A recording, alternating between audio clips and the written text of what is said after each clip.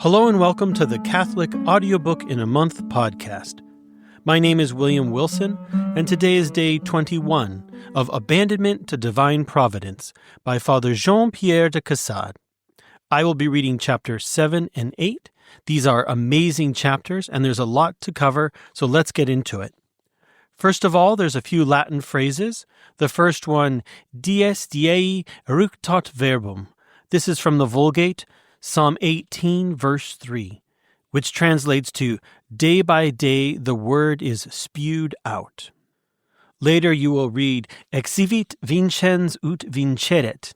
This comes from Revelation 6:2, and it translates to, he went out conquering to conquer.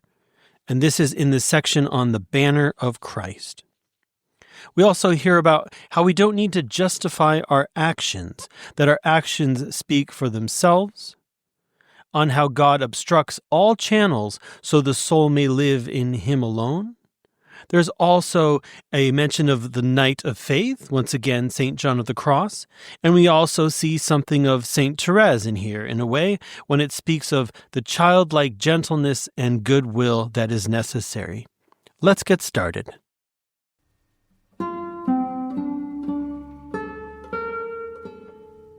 Chapter 7. The soul who abandons herself to God has no need to justify herself by words or actions. The divine action justifies her. The broad, solid, firm rock upon which the faithful soul stands, sheltered from tides and storms, is the order of the divine will, which is ever present with us, veiled under crosses or the most ordinary duties. Behind these shadows is hidden God's hand, which sustains and upholds those who abandon themselves to Him. The moment the soul is firmly established in this perfect self-abandonment, she is henceforth safe from the contradiction of tongues, for she ceases to have anything to do or say in her own defense. Since the work is God's, from no other source must its justification be sought. Its consequences and effects will sufficiently justify it.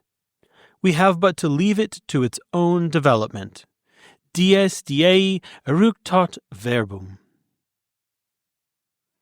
When we are no longer guided by our own ideas, we need not defend ourselves by words.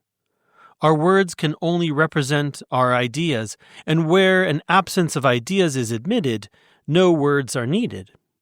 Of what avail are they? To give a reason for what we do? But we know not this reason. It is hidden in the principle which animates our actions, and which impresses us only in a most ineffable manner. We must therefore leave the results of our actions the task of justifying their principle. All is meetly sustained in this divine procession. Everything therein has a firm and solid basis, and the reason for that which precedes is manifest in the result which follows. It is no longer a life of thought, imagination, multiplied words. These no longer occupy, nourish, or sustain the soul. She no longer knows where she walks or where her path may lie in the future. She ceases to incite herself with reflections to bear the toils and fatigues of the route. Her strength lies in an intimate conviction of her own weakness. A way is opened to her feet. She enters and walks unhesitatingly therein with pure, straightforward, simple faith. She follows the straight path of the commandments, leaning upon God Himself, whom she finds at every turn of the way, and this God, the sole object of her life, will take her justification upon Himself, and so manifest His presence that she will be avenged of her detractors.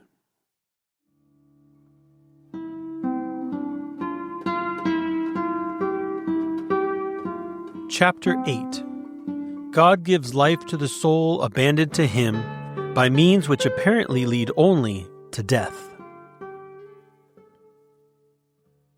There is a time when God wills to be the life of the soul and work out her perfection Himself in a hidden and secret manner.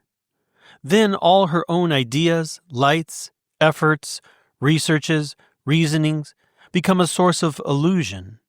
And when the soul, after many sad experiences, is finally taught the uselessness of her self-activity, she finds that God has hidden and obstructed all other channels of life that she may live in Him alone. Then, convinced of her nothingness and that her self-activity is prejudicial to her, she abandons herself completely to God and relies only upon Him. God then becomes a source of life to the soul, not by means of thoughts, revelations, reflections. These are now become a source of illusion, but effectively by the reality of His grace hidden under the strangest appearances.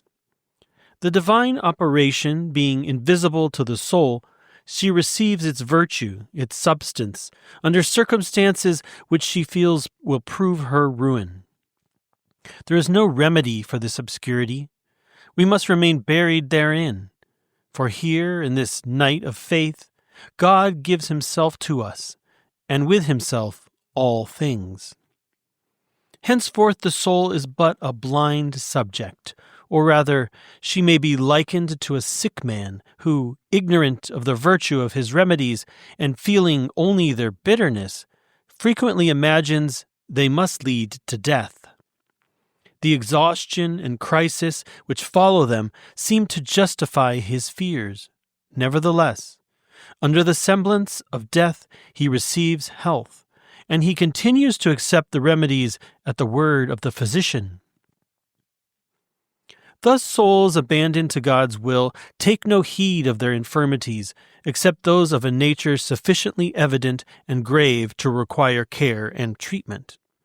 The languor and impotence of faithful souls are but illusions and semblances which they must courageously face. God sends and permits them to exercise their faith and self-abandonment, and in these virtues lies the soul's true remedy. She must go on generously, utterly ignoring her infirmities, accepting all that comes to her to do or suffer in the order of God, never hesitating to treat her body as we do those beasts of burden, only destined to spend their lives going hither and thither at our will. This treatment is more efficacious than all that delicate care which only weakens the vigor of the mind. This strength of purpose has an indescribable virtue and power to sustain a feeble body, and a year of this noble and generous life is worth a century of selfish fears and care. We must endeavor to habitually maintain an air of childlike gentleness and goodwill. What can we fear from this divine fortune? Guided, sustained, and protected by the providence of God, the whole exterior conduct of His children should be nothing less than heroic. The alarming objects which oppose their progress are not in themselves. They are only sent to embellish their lives by still more glorious actions.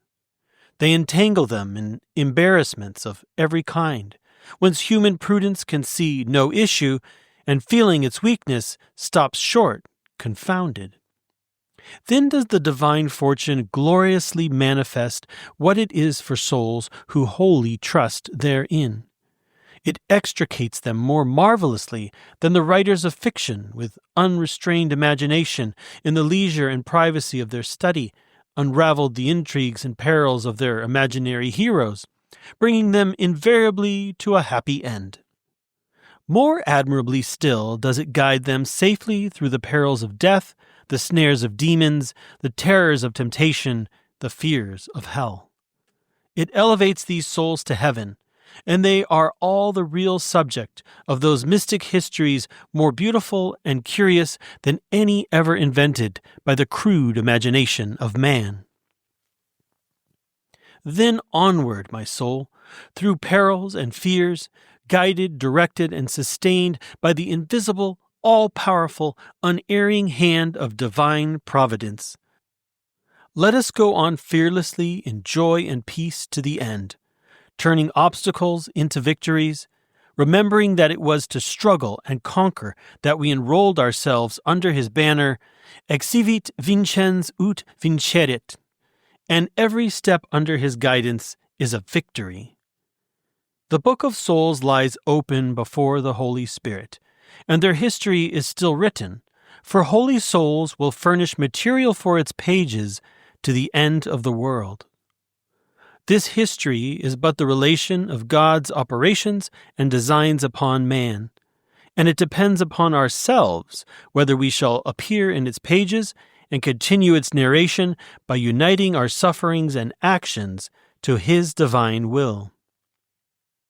No, let nothing we have to do or suffer alarm us. It can cause us no loss. It is only sent us that we may furnish material for that holy history, which is increasing day by day.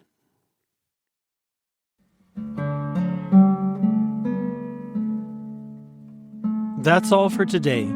I hope you enjoyed the reading. Tomorrow I will read Chapter 9, How Love Holds the Place of All Things to Souls Who Walk in the Way of Abandonment. If you have enjoyed today's podcast, please subscribe, rate, share, and help us grow. Also, please check out oratebooks.com, now featuring the 2-volume set, The Practice of Mental Prayer by Father Momini, one of the clearest and most practical handbooks on mental prayer we have seen, also featuring full-color artwork taken from the masters of the past 700 years. That's oratebooks.com.